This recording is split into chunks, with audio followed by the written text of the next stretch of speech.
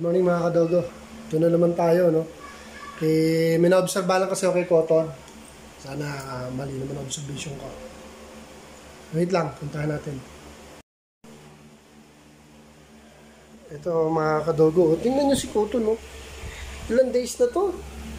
23, 19, 5 days na lang siya eh. Oh, pero buntis naman, ang laki-laki ng tiyan. Kaya na bakit walang gatas? Hindi siya nag-lactate, oh. Ano ba talaga? Pucha, ninervous ako sa'yo, ah. Wala siyang gatas, 5 days na lang. Tapos tulog na ng tulog yan, oh. Malaki naman yung tiyan, oh. Ang laki-laki ng tiyan, oh. Tingnan nyo, oh. Ang laki ng tiyan, oh. Pero walang gatas. At ganun. Ay, naku.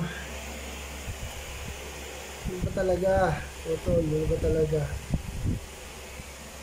Gusto ko na maging lolo sa'yo eh. First time to eh. Sana maayos naman ang panganganak mo. Nakakalungkot naman pag ganyan. Pero buntis naman eh. Oh. Buntis naman siya eh. Buntis naman. Baala na. Anong naman eh. Magiging maayos naman siguro. Hintayin na lang natin. Ang araw na lang naman to. Tulog na ng tulog yun. Sana makaraos siya na maayos and manganak na maayos. Yan muna ang vlog natin mga kadogo. God bless. Thanks for watching mga kadogo.